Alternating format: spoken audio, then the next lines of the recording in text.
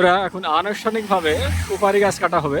এই যে দেখছেন এখানে আছে আমাদের সাব্বির ভাই আর সজল ভাই আছে। এরা দেখছে এখন এখন গাছ এই যে দেখছেন গাছ অলরেডি কেটে দিয়েছে সুপারি গাছ।